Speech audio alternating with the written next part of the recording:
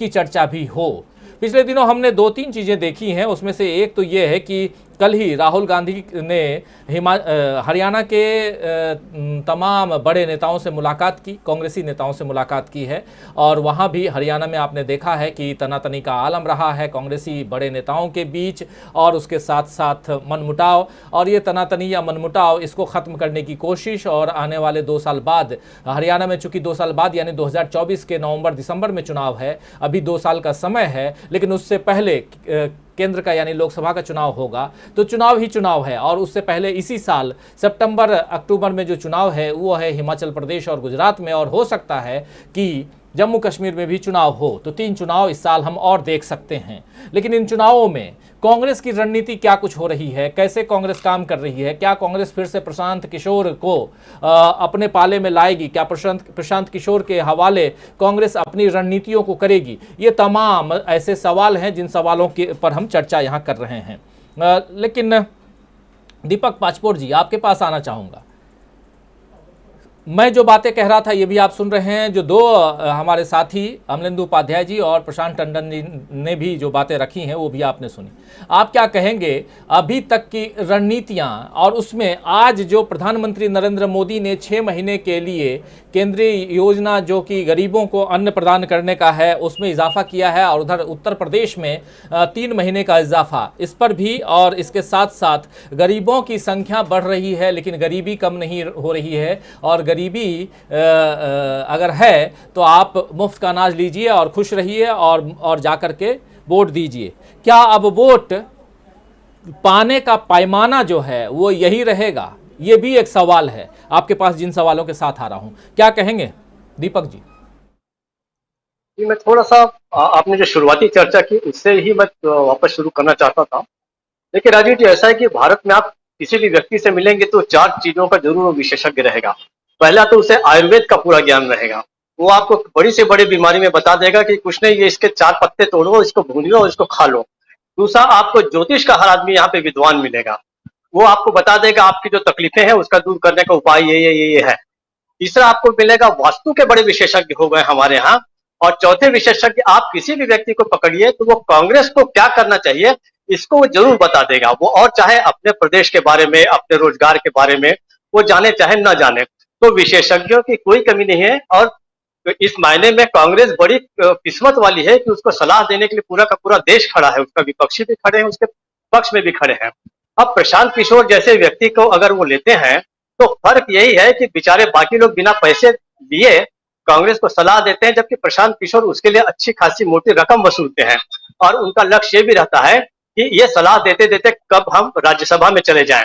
लेकिन उनकी एक अपनी क्रेडिबिलिटी एक जगह से दूसरी कंपनी में हॉपिंग करते करते ऐसी हो गई है कि उनका राज्यसभा का जो है वो कहीं से भी जुगाड़ नहीं हो रहा है। उसका एक कारण ये है कि जो मार्केटिंग करने वाली जो विज्ञापन एजेंसियां होती हैं, वो जब किसी भी वस्तु का उत्पाद का विज्ञापन करना शुरू करती है तो सबसे पहले उनको एक बॉन्ड भरना पड़ता है कि हम किसी भी प्रतिद्वंदी प्रोडक्ट का विज्ञापन नहीं करेंगे, उसकी एजेंसी हमारे पास नहीं रहेगी। मसलन अगर आप एक कार का आप विज्ञापन कर रही है कोई एजेंसी, तो उसका क्लाइंट दूसरी कंपनी नहीं होगी। लेकिन प्रशांत किशोर के लिए सबसे बड़ी छूट ये है कि वो आज इस पार्टी को, आज उस पार्टी को वो करते हैं। तो ये राजनीतिक दलों के लिए ये पर्याप्त समझ में आ जाना चाहिए कि प्रशांत किशोर जो है वो कितने उपयोगी हो सकते हैं। बाकी प्रशांत किशोर को वो एंगेज करें ना करें उनका अपना मामला है। प्रशांत किशोर के साथ अपना तो कोई कंपटीशन है नहीं। वो बेशक कांग्रेस उसे हायर करे, उसे कोई दूसरी पार्टी हायर करे। पिछले 5-10 सालों का हम इतिहास देखें तो प्रशांत किशोर कितनी जगह जा चुके हैं ये हम देख सकते हैं। दूसरा, अभी जो महंगाई के बारे में जो बात हुई है, इसमें मेरा ये कहना था कि आपको याद होगा कि जिस समय ये 74-75 की बात है, जिस समय जयप्रकाश नारायण संपूर्ण क्रांति आंदोलन में थे, और जब पटना के गांधी मैदान में बड़ी ऐतिहासिक मीटिंग हुई थी और उस पर जब लाठियां चली जेपी पर, तो बाद में उन्होंने प्रेस कॉन्फ्रेंस तक को संबोधित किया था। और उनको किसी ने पूछा कि आप इतने बड़े नेता हैं, आपको इस जोखिम में जाने की क्या जरूरत है, आपको लाठियां खाने की क्या जरूरत थी? तो उन्होंने कहा, देखिए अगर आप लीडरशिप करते हैं तो आपको अपने लीडरशिप का लाइसेंस जो है वो रिन्यू करते रहना बहुत आवश्यक है। मैं 1942 के बाद ऐसे किसी बड़े आंदोलन में सीधे सीधे नहीं उतरा था, तो मुझे लगता है कि मुझे अपना लीडरशिप का जो लाइसेंस है उसको मुझे रिन्यूअल कराना बहुत जरूरी था। इसके बिना मेरी स्वीकार्यता नहीं थी। गांधी ने भी जब 1920 के आसपास 22 में जब अपना जो आंदोलन को स्थगित कर दिया चौरी चौरा घटना के बाद, उसके बाद भी देखिए वो कभी भी शांत नहीं बैठे। 1942 और 47 तक एक के बाद वो दूसरा आंदोलन करते थे। कभी चरखा आंदोलन, कभी वो सविनय अवज्ञा आंदोलन, कभी वो स्वदेशी वस्त्रों की होली का आंदोलन। तो हर नेता, मुझे आश्चर्य होता है कि कांग्रेस पार्टी जैसी, जिसके पास भारत की राजनीति की सबसे ज्यादा समझ होनी चाहिए, राजनीतिक बौद्धिकता जो है उसकी, तो कांग्रेस कस्टोडियन है। उसे ये कैसे नहीं पता कि जब तक आप अपने अपने लीडरशिप के लाइसेंस को हर बार रिन्यू नहीं करेंगे, लीडरशिप जो है वो कभी भी मान्य नहीं होगी। ये अच्छा हुआ कि महंगाई के बारे में वो उठते हैं।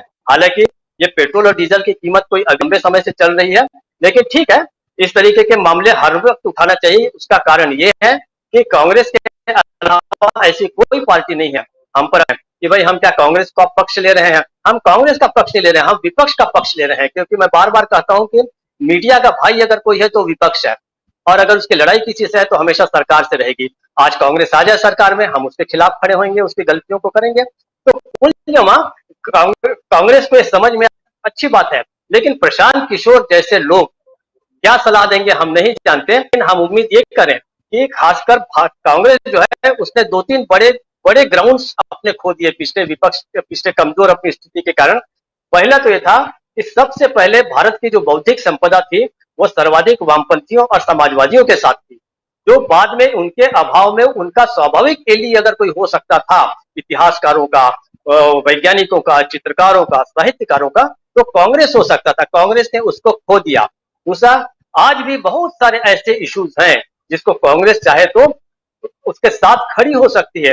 वो चाहे कोरोना के बहुत सारे लोग हैं जिनका पुनर्वास नहीं हुआ, कोरोना से बहुत सारे जो मौतें हुई हैं उनके परिवारों को कोई देखने वाला नहीं है, किसानों की समस्याएं अभी भी है, एमएसपी का मामला है। ठीक है, सीधे सीधे अगर खड़ी न होए तो उसको सामने जाना चाहिए। तो इस तरीके से बहुत सारे इश्यूज हैं। अपना अपना लीडरशिप का लाइसेंस जब तक रिन्यू नहीं करेगी कांग्रेस, कांग्रेस को कोई भी प्रशांत किशोर नहीं उसको तार सकते। उसको अपनी लड़ाई खुद लड़नी पड़ेगी, और वो कोई मार्केटिंग नहीं करी। वो एक राजनीतिक दल है जिसको राजनीतिक दल की तरह ही बिहेव करना चाहिए। अब हम देखते हैं कि इसमें कांग्रेस आगे कितना क्या बढ़ती है, क्या कर सकती है।